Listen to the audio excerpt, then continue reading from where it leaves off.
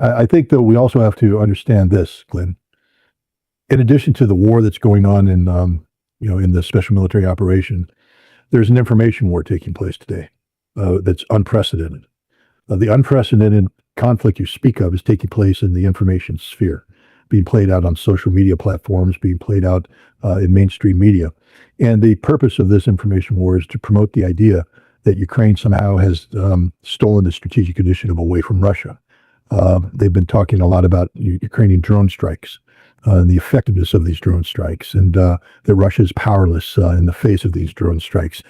And in doing so, create the perception, or at least seek to create the perception, that there's a vulnerability in Russia, political vulnerability that could lead to the demise of Vladimir Putin. So how Putin's at risk. This is just absurd in the extreme. I mean, yes, there is this information war, but we can parse this out, point by point by point. I'm not picking on you. You, of course, pick your guests as you see fit, but you recently had Gilbert Doctor on, who just spouted the biggest line of horse crap I've ever seen in my entire life, based upon what? Taxi interviews of real estate brokers, and two old people stuck on a hill in Feodosia because they can't gasoline to come down. And because of this insight that he has, suddenly Russia is collapsing and Vladimir Putin's at risk. This is absurd. Dr. O just published an article yesterday, Russia is losing the war, with an exclamation mark, by the way, to reemphasize the point that Russia is losing. And he cites several things. One, and it's focused on the drone war. This is your question. Let me just set this up. The day I went to St. Petersburg International Economic Forum on June 3rd, 96 drones struck St. Petersburg. The vast majority of them were shot down. 5 got through. They blew up some military targets, some oil structures. In the morning, there was some black smoke visible on the horizon. The people of St. Petersburg didn't give one damn about this at all. There was no panic. Nobody changed their lifestyle. Nobody screamed in the street. There were no demonstrations against Vladimir Putin. The conference went on. The day I left the St. Petersburg International Economic Forum, I received a notification on my phone that the internet was going down because of an ongoing Ukrainian drone strike.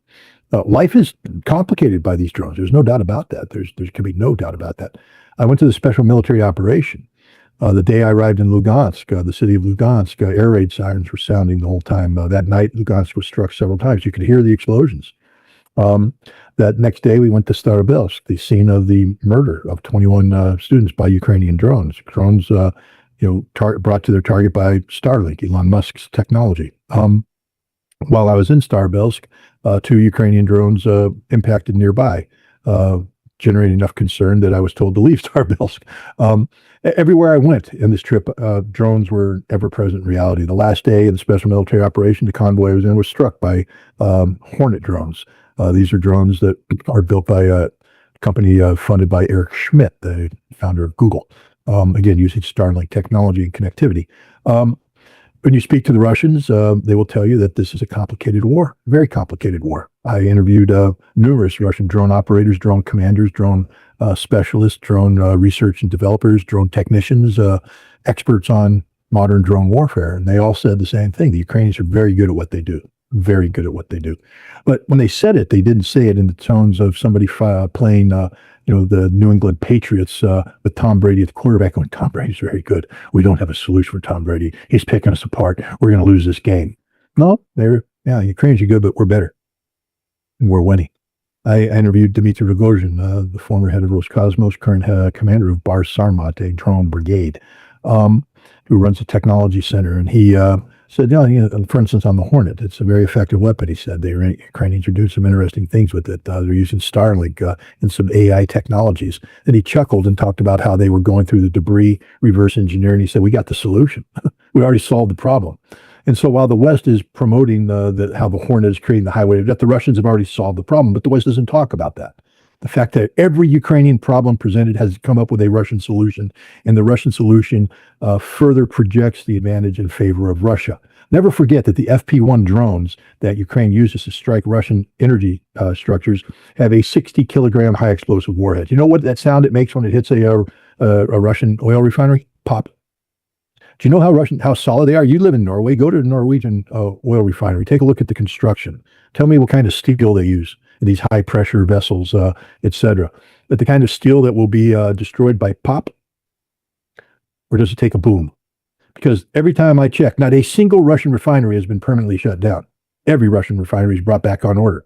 The Moscow refinery was hit. They have two, the AV6 and I think Euro X, refining units. AV6 was shut down primarily because it's also going to be upgraded. It's being upgraded as we speak. People never do the follow through. Gilbert Doctorow never does the follow through to understand why things are what they are. They're replacing a unit with a new modern unit that's already been programmed to be much more efficient. But they also brought the Euro refining back up within a matter of days. And so there was no permanent cessation. Samar was shut down, brought back in a matter of days. This is the reality. The FP1 drone that is being used is not high technology. Dr. calls it advanced German technology guided by American intelligence. Oh, shoot, the Russians should surrender right now because it's over. It's not advanced German technology. It's a plywood drone that flies 60 miles an hour. You know what the solution to the FP1 drone is? It's not, as people say, oh, they're going to destroy Russian air defense because the Pantsir missile, there's not enough of them. They don't need them. The Russians now have roving gun crews. They're out there hunting them down. They have their own counter drone units that are flying, shooting them down as they come in. The Ukrainians lost 555 of these drones. Less than 5 make it to their target. That tells you the Russians are doing something good. Layered air defense. They got this thing solved.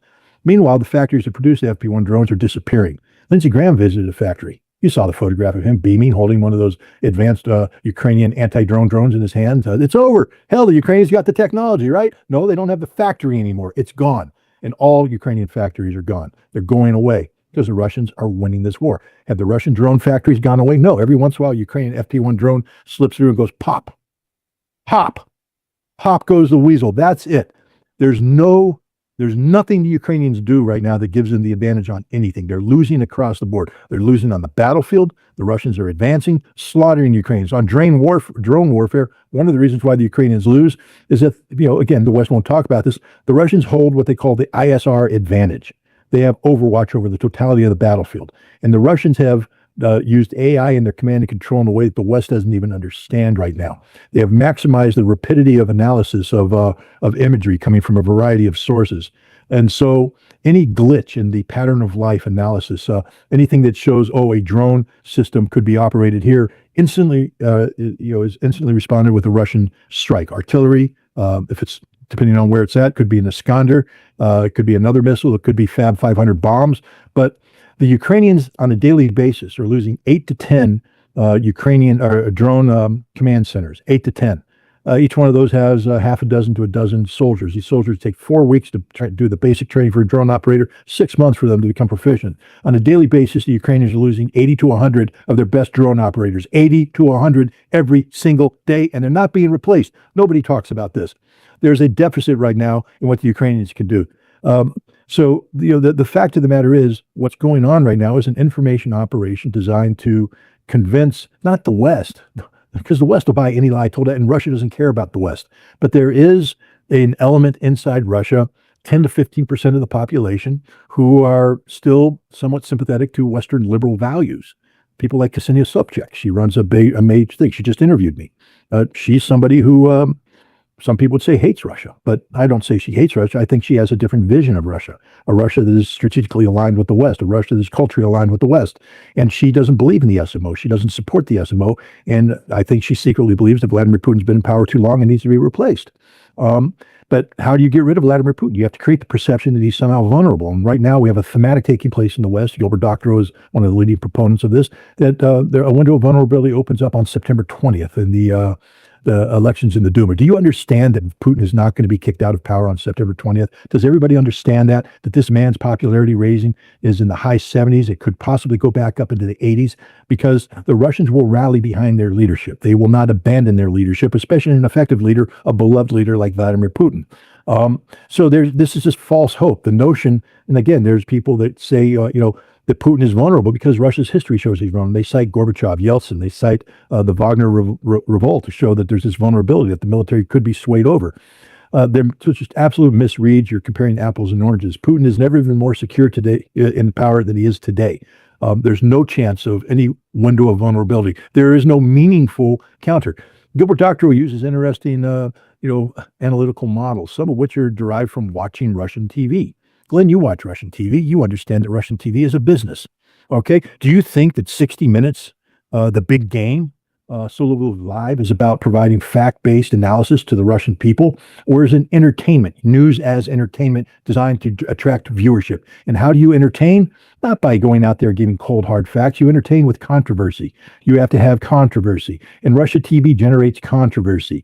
And to sit there and say, I watch Russian TV, therefore I have my finger on the pulse of Russian society and Russian politics is the dumbest thing I've ever heard of in my life. I'm frustrated by this, Glenn, because I just came back from Russia, and I feel as somebody who, has spent my life, my adult life, doing high stakes, high grade intelligence analysis. I mean, I've been trained by the best, the American intelligence community at its prime. I've received classified commendations from the director of the CIA for my analytical products. My analytical products have been briefed to presidents of the United States, to prime ministers around the world, to secretary generals, to commanders of military forces. And I have a track record that's about, over 95% correct. But the thing about being a good analyst is your ability not to be married to, something to say, oh, I got this right, therefore this is what I'm going to embrace, but is to absorb new data and rethink through your analytical methodologies and say, has things changed? And I do that all the time. The one thing I would never do is become prisoner of Russian television. What an absurdity. The sources I use are Russian generals, Russian colonels, Russian majors, Russian captains, Russian sergeants, Russian soldiers. I interview them consistently over time. I interview senators. I interview representatives of the Duma. I interview industry leaders. I interview people affiliated with academia. I interview people affiliated with the foreign ministry, with the defense ministry. I don't interview taxi drivers. I get interviewed by taxi drivers as I drive to and fro in Moscow. Some confuse me with Tucker Carlson. God bless them. But the idea that I would sit here and come on your show and tell you that I'm going to give you analysis because I talked to two movers who were moving the furniture out of my house. I talked to an 80-year-old person because they're in Feodosia, stuck on a hill because they have no gasoline. And I watch Russian TV. And this gives me the ability. This is the reason why I bring up Doctorow is that he is endemic of the problem. The problem is the mainstream media and social media are relying upon people who aren't providing sound analysis, people who are playing into a thematic that is popular, that gets clicks right now, that does something, but it's not giving you the truth. The truth of Russia is this. It's the political establishment has never been stronger. The certainty of victory on the battlefield has never been more certain. The strategic initiative has shifted completely in favor of Russia. Stop believing what you hear about the energy. There is no energy crisis. There's an energy hiccup, but everything's being managed. All those gas lines you see, they don't exist anymore, Glenn. They go away within 3 days because the Russians reallocate resources and suddenly gas is available. Because gas is available because what? They stop exporting gasoline. People say, well, that's a sign of Russian weakness. Russia hasn't been exporting gasoline for many years now because of the sanctions, because of war. Only recently they started exporting gas, but now they have to stop because of drone strikes. Drone strikes are causing a problem. But the guidance system that takes the drones to the Russian oil refineries, which the CIA called their magic weapon, they didn't name it back when they published. Remember that article they published in 2024 at the same time they launched a drone strike to assassinate Vladimir Putin? It's Starlink. Glenn, Starlink's not working right now in many places in Ukraine. Ask yourself why. I know the answer. I know because I was there. I talked to the people who are hunting Starlink. There are 3 strategic paths that Russia's taking to nullify Starlink as an effective communication vector, and they're all coming into play except one. One is called shredding. Russia could shut down Starlink today, right now, as we speak, take it out by shredding it. Simply putting something up in space and shredding the constellation. That would be the end of Starlink and all of American military communications connectivity. It's a huge vulnerability. Russia's not doing it. Why? Because Russia's not panicked. Russia is using alternative vectors to shut down Starlink, and it's working. Ask the Ukrainians why their drones aren't flying right now in certain areas, because they can't fly, because Russia shut down Starlink. Ask them why their numbers, why their the success rate of the FP1 is dropping to the ground, because Russia's shooting them down. Russia's solved the problem. Why is the Hornet flying? The drone war is being won by Russia. I'm telling you, this is a statement of fact from somebody who just came from the special military operation, interviewed the Russian drone operators, and watched firsthand what's happening. Now, this doesn't mean that the Ukrainians aren't having effectiveness. This is a war. War is hell. And the Ukrainians are doing a good job. They're very brave. But they're losing 80 to 100 of their best drone operators a day, and they don't have anybody to replace them.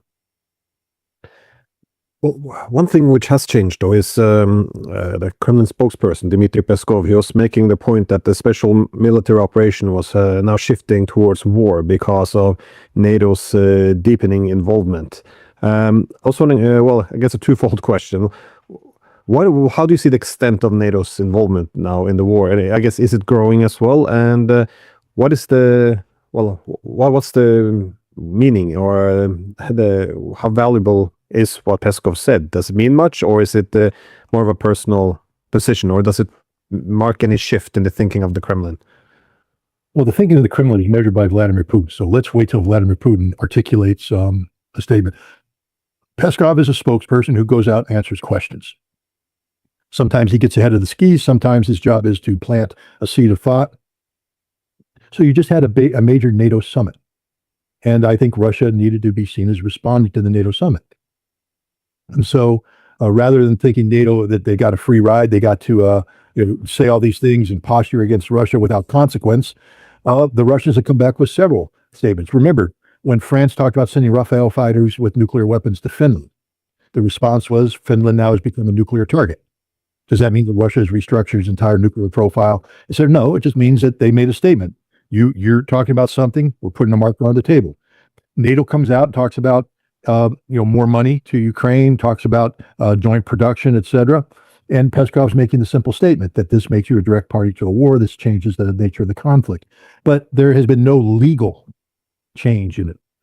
Regardless of what Peskov said, it's a special military operation. It continues to be a special military operation with all the restrictions that are attached to that in terms of what Russia can or won't do, or et cetera. Russia has expanded its target deck. They're using a different algorithm, which takes into account the dual use capabilities. This is why you see furniture factories that Russia has known for some time have been reconfigured as drone factories being destroyed, because Russia is now saying, well, we have no choice but to hit these dual use. But Russia before was playing a perception game. We don't want to be perceived as striking civilian targets. But now they're blowing everything up that has a military connotation, because NATO has changed its own profile, its own behavioral patterns. But let's take a look at what NATO actually did in there. Let's start off with the fact that NATO is not unified. Come on, Glenn, you know that Donald Trump now made a parting shot at Greenland. Do you really think that NATO is going to stand by and let the United States seize Greenland from Denmark? The answer is no. Spain, the last time I checked, was a member in good standing of NATO. Donald Trump now is cutting all ties. Is that how NATO members treat each other? Turkey still has huge problems with Greece, two NATO members. France has problems with Turkey. Ankara was a facade. It was fake. It was theater, political theater. What did NATO commit to? The money they talk about pouring into Ukraine isn't going to Ukraine, but being invested into European defense industry, ostensibly to the benefit of Ukraine. But many of the technologies they're talking about investing in require lead times of 2, 3, 4 years. Ukraine's losing the war right now. Nothing that was agreed to in Ankara will have any impact on the battlefield this summer, this fall, this winter, when Ukraine loses this war. The Russians are taking apart Ukraine's energy infrastructure. They talked about a dark winter last year. Well, what do you think this is going to be? There's going to be a dark summer already at the peak of air conditioning season. Russia's taking out infrastructure. The Ukrainian people are suffering today. You talk about Russian gas shortages throughout Ukraine. There are gas shortages because Russia is devastating the infrastructure, devastating supplies. This is the reality. Everything that came out of NATO was a facade, was fake, up to and including Donald Trump saying we're going to let you license production of the Patriot. Really? I can guarantee you this, Glenn, not a single Patriot will ever be licensed inside Ukraine. It's a physical impossibility. First of all, because you got to put in, a 60,000 square foot or 600,000 square foot factory built from scratch, because it's got to do certain things. You think the Russians are going to sit there? I just told you the Russians have ISR dominance over Ukraine. They watch everything. So they're going to sit there and go, hey, yeah, go ahead and build that factory. We'll stand, but don't worry about us. You send in all your technicians, build that factory. You need to install specialized equipment.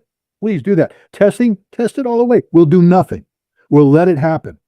And then we'll let you establish your supply lines, all of which have to go through specific, checks, and quality control checks, et cetera. And then they're going to let them actually assemble Patriots and take those Patriots to operational units. You understand that factory will never get built. Has no chance of being built. No insurance underwriter is going to fund that. This is a joke, and already it's recognized as a joke. This is why Zelensky's in panic, running around saying, hey, I got to hold you to your word. You promised me licensed built Patriots. And he's realizing there will be no license built Patriot. The best he's going to get is Patriot GEMTs produced by Germany that will be assembled in Germany using German parts, and they will be sent across the border. Well, they will be blown up in a warehouse before they're ever launched. This is the reality of it. The United States says we're sending in PAC-3 Patriots, the ones they need to shoot down. Because you understand the GEMT shoots down nothing. Maybe a caliber now and then. It can't handle Zircon Kinzhal. It can't handle the Iskander. So the Russians are hitting Ukraine today. There is no air defense in Ukraine, which means there's no air defense umbrella for any of the things that Ukraine wants to happen. Everything will be destroyed by Russia on Russia's terms. Ukraine cannot rebuild. Ukraine is not rebuilding. This is the reality of the conflict. Ankara was a joke, an absolute joke. And you will watch as quickly as everybody talked about Ankara and patted themselves on the back, it's already happening. The spirit of Ankara is disintegrating as we speak. The big thing that happened was Donald Trump's emotional instability projected him hard right back towards Ukraine. How long do you think he's going to be a friend of Zelensky? What happens when Zelensky starts complaining about patriots and licensing production? Donald Trump's going to call him what he's always called him, ungrateful. And then the reality of the global energy crisis is going to slap him in the face again, and he's going to have to grant Russia the ability to sell oil. And when Scott Besson says we need to ratchet down oil, he's going to say we can't. We have to have Russian oil in the market to stabilize the global energy markets. Instability all over, unpredictability. This is what Ankara was. People cannot misread what happened in Ankara. It was an absolute disaster for NATO. On the NATO involvement, though, we saw, you probably caught those two Russian pranksters, Vuvan and Lexus. They were prank calling, I think they had a top advisor of the Estonian leadership, and they essentially, got him to say that Estonia was assisting to some extent in where the drones were hitting. And again, this kind of, I think most people saw the Baltic states in some way being involved in the attacks on St. Petersburg. And again, after these Russian pranksters, they got this admission from the Estonians. We saw Maria Zakharova making the comment that this kind of proves that Estonia is now involved in terrorism against Russia. Now, I thought this was remarkable, not because, I think everyone knows the involvement of the Baltic states, but once Russia recognizes this, says it out loud, they immediately put a lot of pressure on themselves to do something about it. Do you see this changing the dynamic anyway? Because again, the Russians remain cautious, and I'm a bit surprised because there's been a lot of talk about the need to restore their deterrent, that NATO has stepped way over the line, and now they say, well, here's the evidence. But do you see it shifting anything, or where is this heading? Well, first of all, understand this. Before the St. Petersburg International Economic Forum, Narushkin, the head of the SVR, his press service put out a report that said that the Russians were aware of, I think, 7 to 9 facilities being built by Latvia on behalf of Ukraine to facilitate drone launches. They said, we know where these are, and if you do this, we can hit them. And so, I mean, Vova and Alexis are good friends of mine. I love these guys. And they do, I always joke to them that I think they're working for the SVR because the things they do is better than any intelligence service. They're able to get deep insights into the true thinking of the West, which is shown to be duplicitous, liars, can't be trusted. But the idea that you need Vova and Alexis to tell you that Latvia is behaving poorly. The Russians knew this. When the drone struck St. Petersburg, Russia tracked it the whole time. They knew they were going out to the Gulf of Finland coming in. None of this took Russia by surprise. Now, I've been a proponent for some time now about striking Europe. You know this. I've said it on your program. Shoot the dog. Hell, I gave a speech at St. Petersburg International Economic Forum where I said, shoot the dog, got a standing ovation, except from everybody except the Russian diplomats who went, nah, we're not going to do that. But I thought that Vladimir Putin was going to come to the St. Petersburg International Economic Forum and say, I'm shooting the dog. Because why not? Narushkin said they've got it. Then, they've got these sites, and then we saw those sites being used to send drones to attack St. Petersburg. So I thought for sure Putin would do that. He shocked me. The entire speech that he gave at St. Petersburg made no reference to the Ukrainian conflict at all. And this opened up an insight. Remember I told you the key about being a good analyst is to be able to sit back and take in new data and say, because the only voice that matters in Russia is Vladimir Putin's voice. That's the only voice that matters. Now, I mean, he listens to other voices, but the decisions are made by him, not by Peskov, not by Lavrov, not by Gerasimov, by Putin. And so I'm listening to Putin saying, where's he going? I'm expecting fire and brimstone. I'm expecting him to say, as I speak, give me the button. Boom, there goes Latvia, Estonia. And I would have cheered because I thought it was the right thing to do. That's because I was ignorant, because I was listening to too much Russian TV. I was listening to too many Russian pundits. I was listening to too much Russian social media. I thought that was the pulse of Russia. The pulse of Russia comes from the pulse of the president. The president said, this war will not define us. What defines us is economic stability and economic growth, that the future of Russia is its economy. And he sat there and he made a pitch for investments. It was a good pitch because $84 billion worth of investments were garnered from the St. Petersburg International Economic Forum. But his focus was, we are moving forward. Now, then he turned around and questioned and answered and talked about the special military operation. But it was stunning because he basically turned to the military and gave a Stalin-esque type order to the admirals, to the generals, to the marshals. Boom, go forward, do your duty, da-da-da-da-da. Standard stuff. Then he finished in a way that only a president who was totally in tune with the Russian soldiers could have finished. Работаем, брат. Keep working, brothers. That comes from the Dagestani police officer who was executed live by terrorists. They said, do you have anything to say? He said, Работаем, брат. Keep working, brothers. And that's become the rallying cry of Russians everywhere in the streets as they come together. Работаем, брат. The two soldiers there, Работаем, брат. That's it. Keep working, brothers. Russia's more united than I've ever seen before, and they're not going to let this war dictate the priorities of Russia. And why is this important? Yes, I'm not an international lawyer, but I know enough about international law to know that I can make a cognizable claim under Article 51, self-defense, citing the Carolina Clause for preemptive self-defense, so that Russia could take out the Baltic states right now as we speak, legally. Hell, they don't even have to make that case for Germany because Germany is an enemy state under the United Nations Charter, and Germany's rearming in a way that replicates patterns of behavior linked to prohibited behavior, and Russia could take them out anytime they want to, legally. Russia is right to point out that all of these nations are parties to the conflict, and therefore Russia has a legal right to strike. But again, let me get back to what I said at the beginning. Nothing NATO is doing is moving the needle on the battlefield. Nothing they're doing. So now you're Russia, you're Vladimir Putin, whose number one job is to keep Russia on track towards stability and economic growth, because that is the future of Russia. Forget all the people that sit there and say, oh, Russia wants global instability in the energy markets because they make money off of higher energy costs, right? The price of oil goes up and Russia makes money. You don't understand that Russia, I think the total percentage of GDP from oil sales is 20%. Russia makes money off of economic growth across the spectrum of Russia, including energy, but other ways as well. And a lot of that growth is dependent upon investments. And people aren't going to invest when you have high energy prices. You can't, because the high energy prices create inflationary pressures that are detrimental to investment climate. No one will invest in Russia with high energy prices. No one will invest in Russia. And that's the exact opposite track that Putin is trying to take Russia. So Putin's not looking for instability to exploit global. Putin's looking for long-term predictability in the global investment environment. That's what he's looking for. And when you're winning the war against NATO across the board, why would you decide to change the algorithm that's producing victory? Because again, propaganda doesn't win wars unless you allow it to rot it from in. That's mental warfare. Andrei Levitsky has talked about it. People should study what he writes.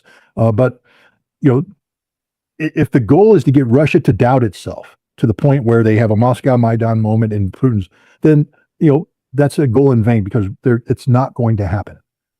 Putin is not going to attack NATO unless NATO does something precipitous. Right now, NATO's not in a position to do anything precipitous. There's a lot of attention paid on Germany. And why not? You have to respond. In the information warfare game, when Germany publishes a white paper projecting the potential of warfare in 2029, when Pistorius talks about expanding the military from 148,000 to nearly 500,000, you have to respond. You have to say this is bad. But the reality is, Russia doesn't have to do anything. You know that Olaf Scholz asked for 100 billion euro back in 2022 to magically refurbish the German military, which was basically destroyed. Destroyed by Ursula von der Leyen, I believe, who was at one time affiliated with the Ministry of Defense. That 100 billion went in and nothing happened, because Germany's so fundamentally broken that 100 billion euro couldn't even begin the process of rebuilding. Now they're talking about tripling the size of their military with what manpower? 60% of the German men of military age say we're not going to fight. You want to have a draft? The quickest way to get Merz voted out of office is to instill a draft. will never happen. Merz has no political viability. He's finished. He's done. There's no future. The future of Germany will be dictated by Alternative for Deutschland, which will be a part of a coalition and eventually maybe even dominating coalition down the road. And they're not going to continue this path. Everything Germany's doing is a joke. Their technologies don't work. Their industries don't work. This is the reality. Why would Putin attack Germany today? You attack Germany, you run the risk of altering the algorithm that is guaranteeing your success. Let NATO score political points in social media. Who cares what Ukrainian bots say in X? Who cares what the Wall Street Journal, Newsweek, New York Times says? Who cares what anybody says? The only reality is the reality on the ground. And on the ground, the Russian army is advancing, slaughtering the Ukrainians in numbers. This crap about 35,000 dead Russians a month, it's just stupid. Stupid. The Russians are suffering casualties. Of course they are. This is war. It's a new kind of war. It's drone warfare. But the idea that the Ukraine, we can document 25 to 35,000 Russian casualties a month. No, they can't. It's a straight up lie. Part of the information warfare that's going on. The Russians, on the other hand, can document that they are slaughtering the Ukrainians in similar numbers. One of the things you have to learn about Ukrainian numbers, they tend to project their own casualties onto Russia. That's been something they have historically done. And so what we have to know is that the Ukrainians are suffering 25 to 35,000 casualties a month. And they're TCC guys who go around, bump people on the head and kidnap them. They can't kidnap 25,000, 35,000 a month. There's a manpower deficit in Ukraine right now, and it's of strategic proportions. This is the fact. So there is no pressure on Vladimir Putin to attack NATO. There's nothing coming from the Ministry of Defense. There are people on the periphery who are saying things. Karaganov is famous for, promoting things like this. But Vladimir Putin spoke at St. Petersburg. Why don't people listen to him? Why don't you trust the Russian president when he speaks about Russia? And he basically said, we're not going to let this war define where we're going. He's not panicked. There's no panic. There's no panic among the Russian people. And any panic you see in the Russian media sphere is entertainment driven. Controversy designed to garner views, clicks, etc. The only voice that matters is Vladimir Putin. So far, Vladimir Putin has been consistently calm and in control. There's no panic. I know you have to run now. I just had a very brief question though. How long do you think this war can continue now? Like how long can they hold on? Because we see things deteriorating a bit, as you said on the front line. There's a lot of front lines where the Russians are now just punching through. How long do you think the Ukrainians will be able to hold on here? Remember, there's a lot of variables at play, so I know one should be careful to make predictions. But look, I mean, these are unknowns. The problem is, when does the structure collapse? You place the structure under tremendous pressure, and the structure starts to weaken. But structures are designed to reinforce each other and reinforce and stay in. When will the structure collapse? The structure will collapse when it's incapable of sustaining the load. Ukraine continues to receive considerable infusion of capital from the West, which means as Russia takes down load-bearing mechanisms, they're reinforced or new mechanisms run in, changing the thing. Logic dictates that Ukraine can't hold out much longer, but I've been saying this for years, and Ukraine has held out because what we don't know is what the West is doing. There's a lot of stuff happening behind the scenes in terms of the infusion of capital, et cetera, that are unknowns. The key thing here people have to understand is it doesn't matter. It doesn't matter. Russia will do this forever. Again, listen to the Russian leadership. They cited the war with Sweden. I forget how long it took to defeat Sweden, 30 years. It's not going to take Russia 30 years. But the idea that Russia is sitting there saying, we got to win by this calendar date, they've never done that. Russia has never put a calendar date up there. It's all based upon operational objectives. And Russia has done some things that people need to understand. The Anchorage compromises are over. You heard Vladimir Putin. Sumy is a Russian city. You understand what that means, don't you? Sumy is Russian. Kharkov is a Russian city. You do know what that means, don't you? And Odessa is a Russian city. This war doesn't end in a way that's going to be good for Ukraine. Ukraine will be destroyed by this. Denazification is a reality. And denazification means the literal liquidation of everybody. Vladimir Putin has said, we are collecting names. Your names are on the list. We will hold you to account. Take him at his word. This is why there will not be a Zelensky government post-conflict. Zelensky will be dead or in jail or run away. Syrskyi is gone. Zaluzhny, history. Budanov. All of these players are dead men walking. They have no future. Anybody affiliated with the Nazi regime, the Banderist regime, is gone. There will be no rump state in West Ukraine. Lvov, sort of a bastion of Banderist ideology. Every single Banderist in Ukraine will be eradicated. That's how this war ends. You say, how long will it take? It doesn't matter. It will take as long as needed. Vladimir Putin is looking for long-term stability. That means that this war cannot end in a way that allows it to be rekindled 5-10 years down the road. When this war is over, a red line is drawn. That means it will never happen again. And that's the foundation of stability Putin needs to be doing the growth going forward. People need to put that in their thick skulls. Vladimir Putin cares about everybody in Russia. But the idea that he's going to dramatically change the trajectory he's on because two people in Feodosia are stuck on a hill without gasoline is the dumbest thing I ever heard in my entire life.